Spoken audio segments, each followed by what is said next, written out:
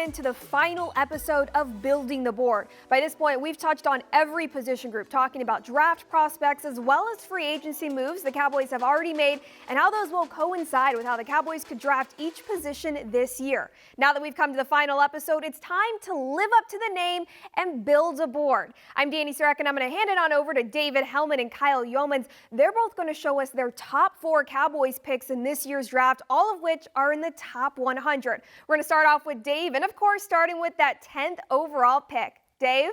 Thanks a lot, Danny. Well, Kyle, I think we've outlined just about every possible outcome at every possible position. Now there's nothing left to it but to fix the Dallas Cowboys. So that's what we decided to do here, Kyle and I. It's a small task. A small task, but small. We got this, my dude. Like, we've been talking about these guys long enough. I think we can handle it. So we each selected our ideas for the Cowboys' first 4 picks. That's 10 overall, 44, 75, and 99. Their picks on day 1 and 2 of the draft. So let's just get right down to it, because I'm feeling good. I like yours a lot better than mine. Let's just go ahead and put that out there. This feels like a best case scenario, and maybe it's unrealistic. But then again, the Cowboys are picking 10th, and that's not just in the first round, but in every round. So they are going to have their run at who they want. And look, I know I love Kyle Pitts. You know I love Kyle Pitts. I'm fixing the Dallas defense right off the bat. We've been saying Patrick Surtain's name since probably November, and I don't think a whole lot has changed. The need is there. The player will likely be there.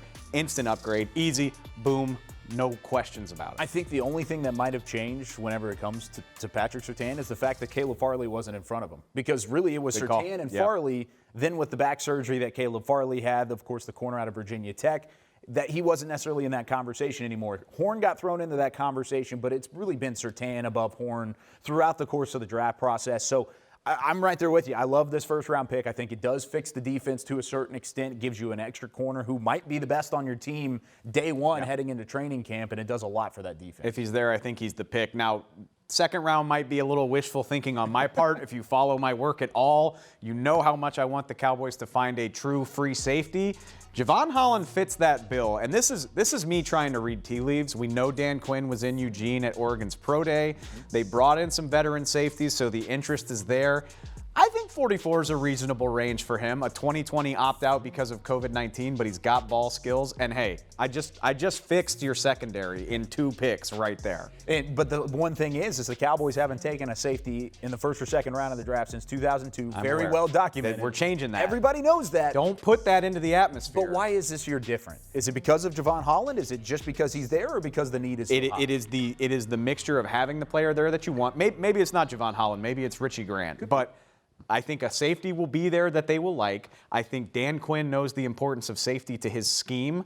I don't think it's a coincidence that 3 of their free agent signings were safeties. And the Cowboys even know it's a joke at this point, but they know they need to do it. They just haven't. Eventually, that's going to change, right? Right? Maybe. I really wanted to. We'll see.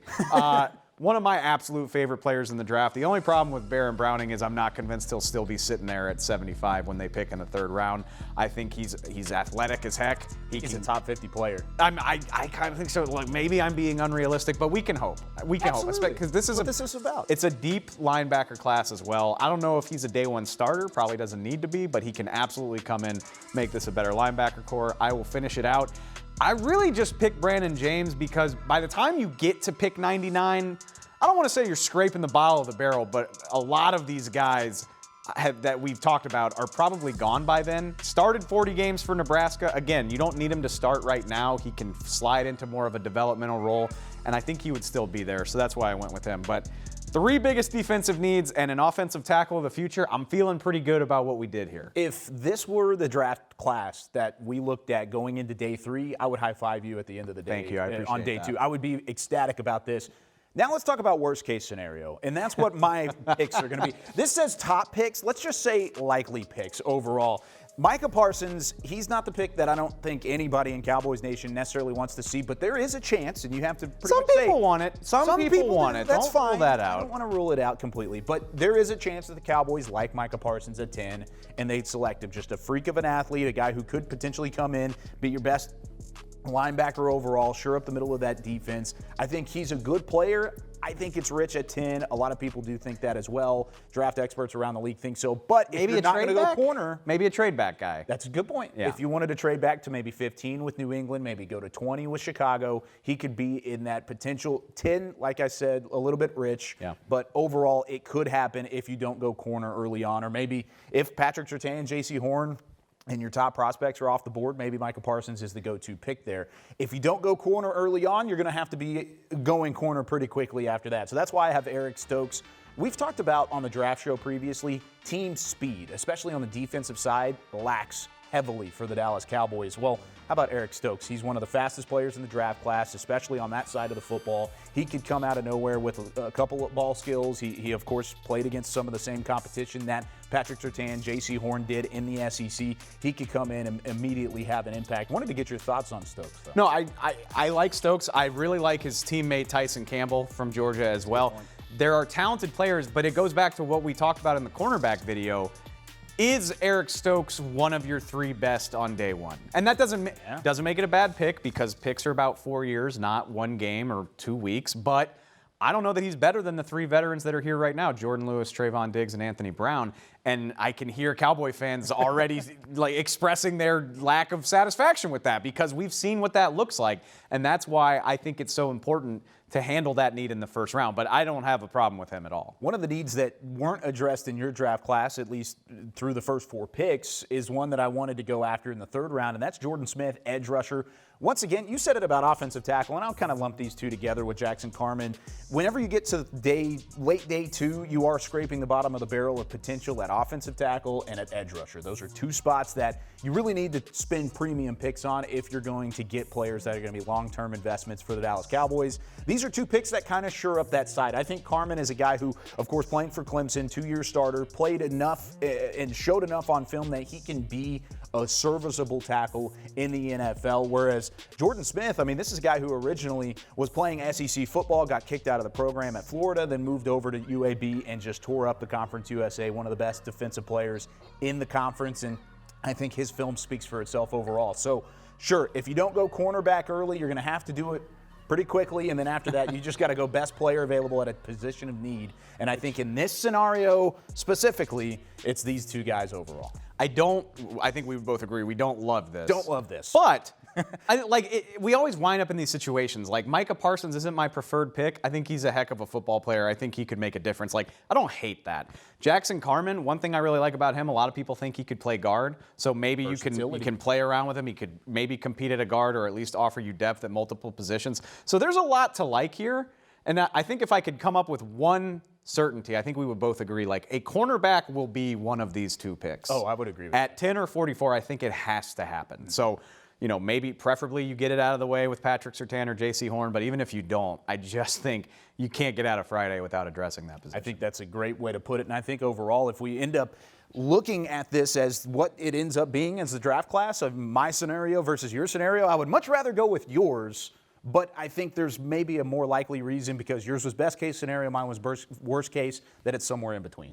And I was going to say, you said you would high five me. That means it won't happen. That's true. I mean, last year is probably the closest I've ever seen the Cowboys come to that. If we weren't virtual, I would have high fived you. Yeah, I mean, quote unquote perfect, but it very rarely do you get the guy you want at the position you want at every round. But I would like to think we've done a good job of addressing all of the possible scenarios. And I think what actually happens will probably be somewhere in between those 2. Agreed. Kyle, you only touched on it briefly in your scenario, but I want to talk about the option to trade back because the Cowboys have the 10th overall pick, and that is a very attractive spot to every other team in the draft who picks after them. Dave, what scenario would you feel comfortable with the Cowboys trading back in that first round? I mean, you don't want to trade too far. The further back you go, the less of a shot you have at a blue chip guy. I'm not trying to trade past, I think you said 20. The Chicago Bears might need a quarterback.